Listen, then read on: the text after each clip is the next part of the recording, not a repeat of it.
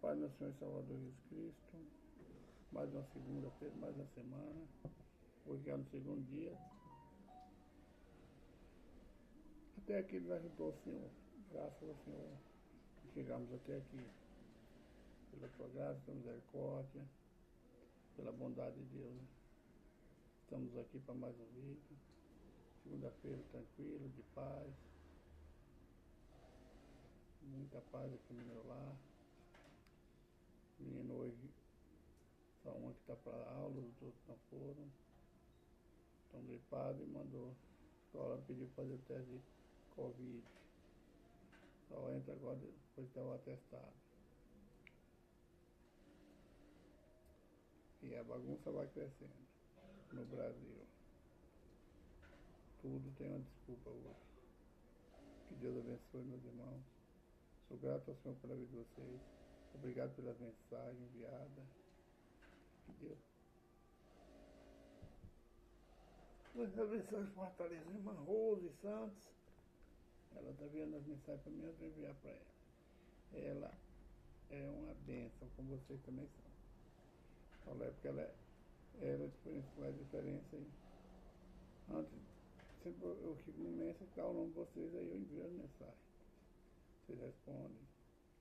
Ela não está no mês, ela envia mensagem, uma mensagem bonita, eu agradeço. Agradeço e aí eu envio a minha. E eu creio que é só ela que faz assim. A minha Maria Socorro, mora lá no estado de São Paulo, tem uns dias que ela não está enviando mensagem, não sei o que está acontecendo. Eu vou enviar mensagem para ela, para a gente saber o que é, né? Que Deus abençoe meus irmãos. Eita Deus. Hoje está tudo tranquilo, muito frio de madrugada. A hora que eu levantei estava 8 graus. O sol chegou, começou a sair, o sol esquentou. Mas não está tão quente assim não, ainda está um pouco frio. Vamos para mais um vídeo, meus irmãos. O vídeo vai ser mais curto. Soberano Deus, eterno Pai, obrigado, Senhor, por mais um dia, pela tua presença, pela tua graça, pela tua misericórdia. Obrigado, Senhor, Senhor Deus Santo, não desfile de nós pecadores.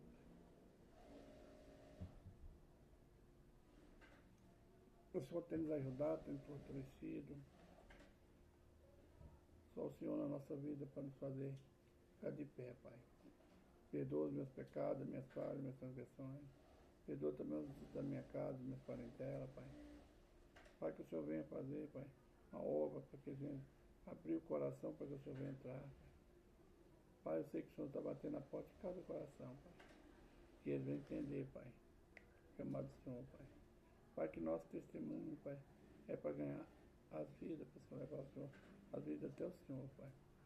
Perdoa, Senhor, porque às vezes nosso testemunho não está sendo conveniente, eu não sei o que está acontecendo, Pai. Ou a dureza do coração desse povo, Pai. Tira, Pai, essa dureza, essa pedra, Pai.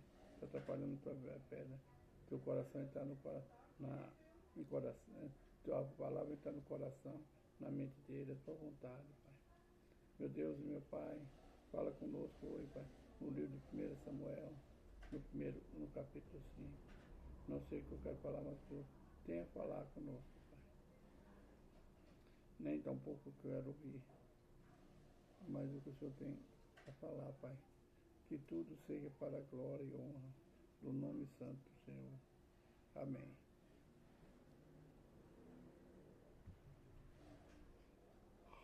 Nós vemos aqui, irmão, capítulo 5 de 1 Samuel, a arca na terra dos filisteus.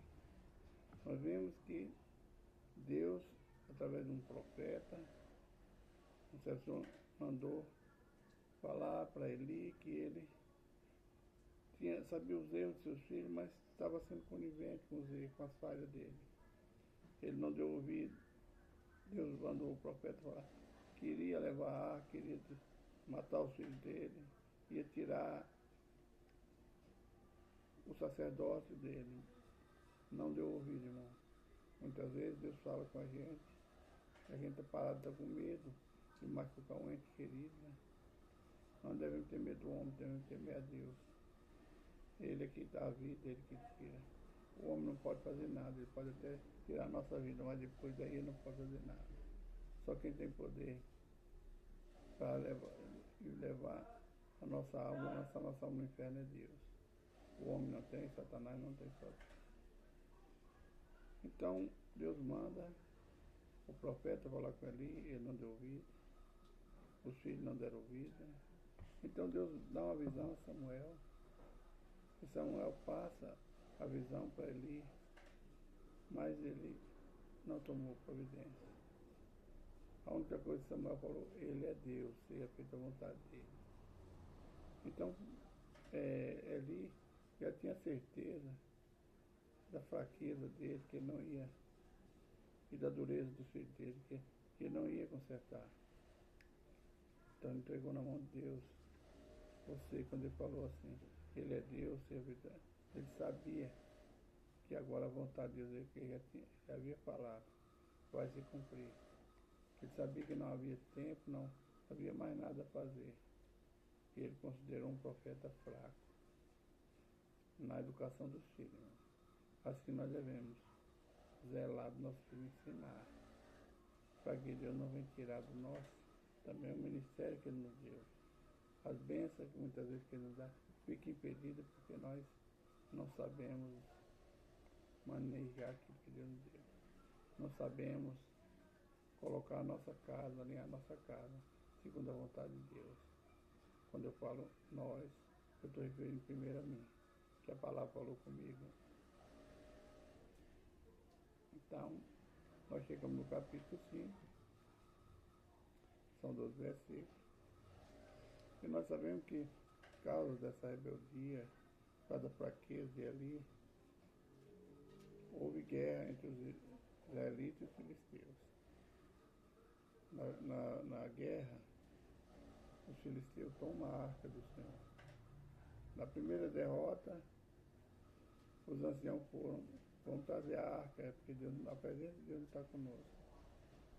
Mas se a gente não conserta a nossa vida, não adianta, a presença de Deus não está conosco. Eles fizeram tudo o contrário que Deus mandou. A presença de Deus não foi, a arca foi.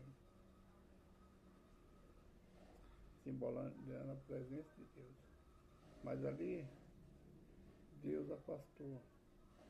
Deus já havia avisado. Agora Deus entrega os israelitas na mão dos filisteus, para ser oprimido, para conserto.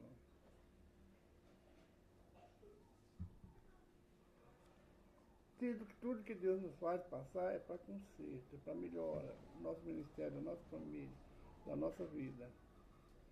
Deus não faz nada de qualquer maneira, nem por acaso. Tudo tem um propósito. A arca é levada na terra dos filisteus. Os filisteus, pois, tomaram a arca de Deus e a trouxeram a Ebenezer a Asdod. Tomaram os filisteus a arca de Deus e a colocaram na casa de Dagom e a puseram junto de Dagom. Levantando-se, porém, na madrugada do dia seguinte, os moradores de Asdod viram que Dagom estava caído, com o rosto em terra, diante da arca do Senhor. Tomaram a Dagom e tornaram a pô-lo em seu lugar.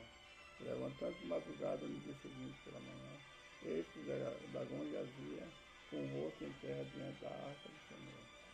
Porém, a cabeça de Dagom e as suas duas mãos estavam cortadas sobre as soleiras da porta. Somente o tronco ficou de Dagom. Por isso, nem os moradores de Dagom, nem nenhum de todos que entram na casa de Dagom pisa a soleira da porta de Dagom em Asdod até o dia de hoje. Porém, a mão do Senhor pesou sobre os moradores de Asdod, e os afligiu e os feriu com hemorroidas em Asdod e nos seus limites. Aqui, quando nós vemos falar escrito que a arca foi tomada, o filisteu venceu os israelitas, levou a arca. Levou mais alguns presos, né? Fora os que morreram. Agora ele leva a arca, ele leva e coloca na casa onde os deuses dele, Dagom, estavam. Ali estava a imagem de Dagon, um deus pagão que não faz nada.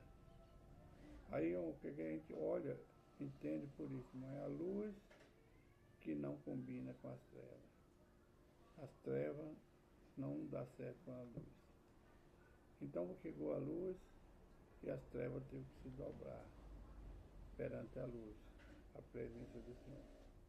Porque o maior estava ali na casa onde era o templo de Dagon. O maior chegou.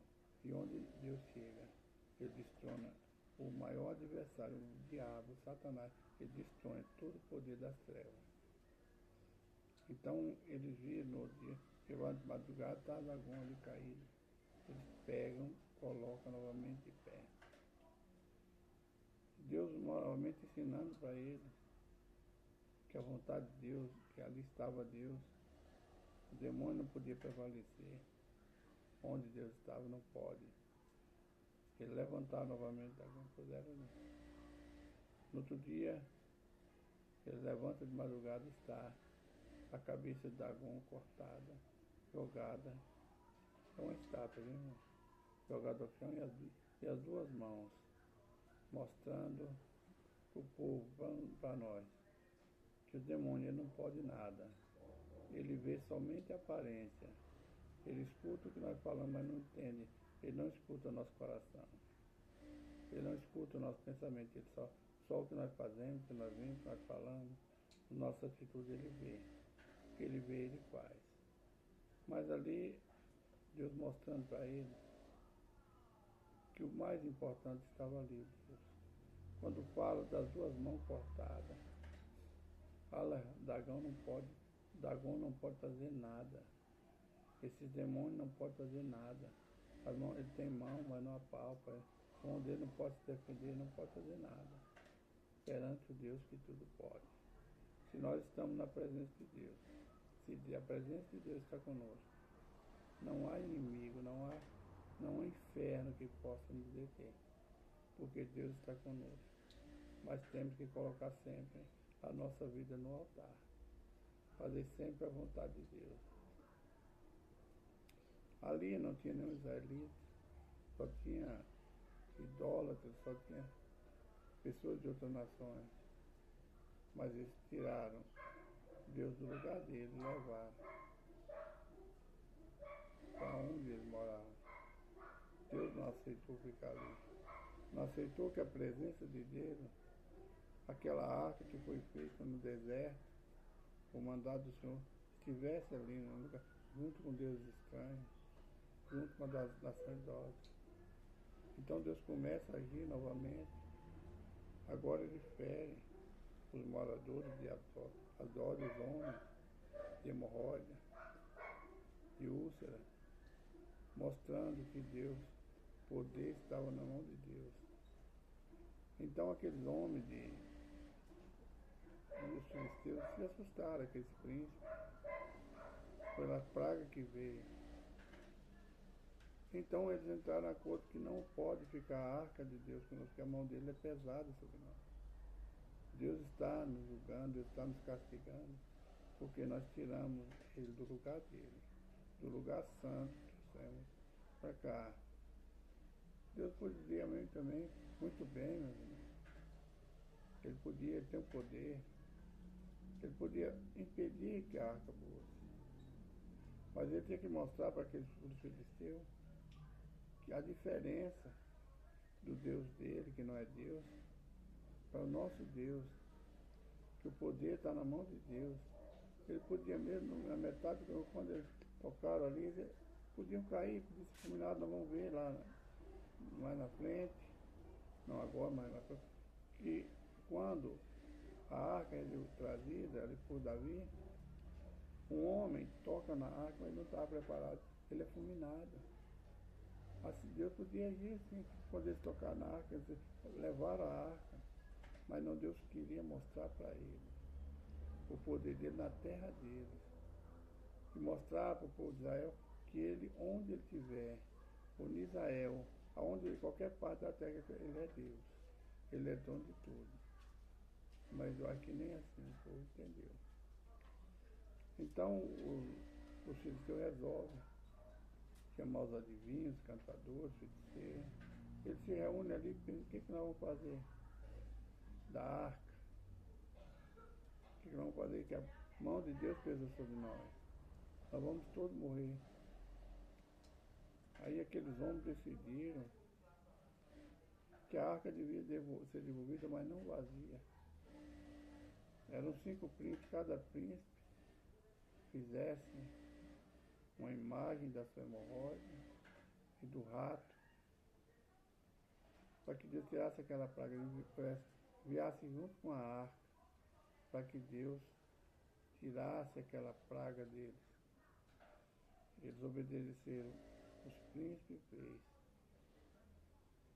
fez os ratos. Isso seria, no caso deles, dos pagãos, seria um sacrifício a Deus em arrependimento por ter tirado a arca, ter tocado naquilo que ele não podia.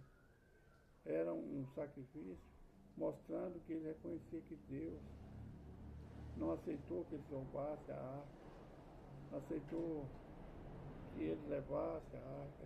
Eles eram pessoas ímpias, não estavam preparados. Nós sabemos que naquela época só quem podia carregar a arca era os levitas. Então eles entenderam que devia devolver a arca, entenderam que devia fazer uma expiação ali daquela doença dele, com imagem da doença e dos ratos que destruía a seara dele, mostrando o reconhecimento dele por Deus, que tudo pode, que a pessoa, mesmo onde ela for, quem for, se arrepender do coração mesmo, arrepender, Deus faz, Deus vai, Deus cura, Deus libera. Eles entenderam por esse lado. Devolver a arca para o lugar dela. Devolver, ainda não chegou no lugar certo, mas foi devolvida. E ali eles puseram 2 vacas, ainda que não tinha usado, não tinha passado o jugo, que tinha 2 crias. Vendeu as crias, soltou as vacas, elas foram até o lugar. Nós vamos ver isso amanhã, no próximo capítulo 6. Então, irmão, o que nós entendemos? Que nós devemos ter reverência ao Senhor, às coisas de Deus. Que nós não devemos brincar, não devemos zombar do Senhor. Nós devemos ler, aprender e obedecer os mandados do Senhor. Mostra aqui onde a arca foi levada, que ninguém pode tocar em nós. Nós somos a arca de Deus. Nós somos a imagem e semelhança de Deus. Nós somos filhos de Deus. Ninguém pode tocar em você. Toca, irmão, porque nós deixamos brecha. Mas na hora que a gente clama para o seu povo, Deus vem ao nosso socorro. Deus vem em nosso auxílio. Ele vem nos ajudar. Devemos procurar sempre entender através da leitura o que Deus quer falar conosco. Aqui, irmão, está falando da arca, do templo de Israel, que ela traz para o dia de nós de hoje. Quantas igrejas estão corrompidas? Quantos estão subindo no altar de qualquer maneira? Eu não estou especificando aqui questão evangélica, todas aqueles que dizem servir ao Senhor, que dizem fazer a vontade do Senhor, e estão fazendo de qualquer maneira. Eu não estou falando aqui de placa de igreja, nem de religiosidade. Eu estou falando da gente conhecer o poder de Deus, estudar para aprender. Porque, irmão, seja você qual denominação for, se você serve o Senhor, se você obedece às leis, mandando que você escute o que ele fala, você entende que Jesus Cristo é o Filho de Deus, fez carne, habitou de nós, morder, no meio de nós, morreu, ressuscitou ao 3º dia. Então, você, pela fé, você está salvo. Agora, falta a gente praticar a fé, falta a gente praticar o amor, falta a gente praticar a obediência, falta nós apegarmos ao Senhor. Está sempre vigiando, porque Jesus está voltando. para mostrar um pouco que está preparado. Está se preparando e vai estar preparado para morar com Ele na glória. São essas palavras que o Espírito Santo tem para você hoje. Que Deus abençoe. Espero, em nome de Jesus, que me fiz entender o que Deus quer conosco, o que Deus tem falado conosco. Quando a gente, irmão, pega a Bíblia, a gente está lendo aqui aquele tempo antigo. Temos que trazer para a nossa vida, para os dias de hoje, para o nosso país, para a nossa cidade, para a nossa casa, para a nossa vida. Porque hoje, muitas casas do Senhor estão corrompidas. Onde tudo pode, não tem nada não, é assim mesmo. Mas Deus está triste. Deus não aceita isso. A palavra de Deus diz que Ele é o ontem, é hoje, será eternamente. Ele não muda. Ele não vai mudar. Apesar que os homens estão querendo mudar a palavra, estão querendo distorcer. Mas aquele que pode. Enquanto o Espírito Santo estiver nessa terra, ninguém vai tocar nessa palavra. Mas vai chegar um dia em que esse livro vai ser tirado da terra. Nesse dia que Deus tenha misericórdia, nós chegamos aqui. Nós chegamos na glória, que nós vamos nos preparar. Mas vai ser tirado essa palavra. A própria Bíblia fala. Vamos orar. Senhor, meu Deus e Pai, estamos aqui, Senhor, na Tua presença, agradecendo por mais um dia, por mais um vídeo, colocando as nossas necessidades, Pai, espirituais, as nossas necessidades seculares, na área familiar, na área, em todas as áreas, Pai, na Tua mão. Pedindo ao Senhor, Pai, que haja em nosso favor, Pai, nos dê força, abre porta, resolva essa causa na justiça, que está tão difícil, Pai. Pai, que o Senhor venha também dar força a esse que está fraco. Levanta tua filha, levanta teu filho, Pai. Trabalhe no coração da Nilma, Pai. Dá força a ele, Pai. Tira a tristeza, a angústia do coração dela, Pai. Assim eu peço a cada um dos teus filhos, das tuas filhas, Pai. Que o Senhor venha restaurar, fazer um milagre na vida de cada um de nós, Pai. Eu peço também que, Pai, o Senhor tome essa nação brasileira nas tuas mãos. O Senhor sabe que o povo tem passado, que tem desaprendido. Estende as tuas mãos sobre essa nação, Pai. Protege, Pai, nossas vidas de todo mal, Pai. Glória ao teu santo nome. Amém. Irmãos, José Jorge contando parte da minha história, é o nome do canal. Se inscreva lá no YouTube. Se você tem acesso ao YouTube, se inscreva lá. Que Deus abençoe. Divulgue, compartilha. Que a presença de Deus esteja sempre na tua casa, na tua família, na tua vida. Jesus te ama, eu também te amo. Que a paz do Senhor venha reinar sobre nós. Um abraço, irmão Jorge. Até nessa terça-feira, se assim for da vontade do Senhor, para a glória do nome dele.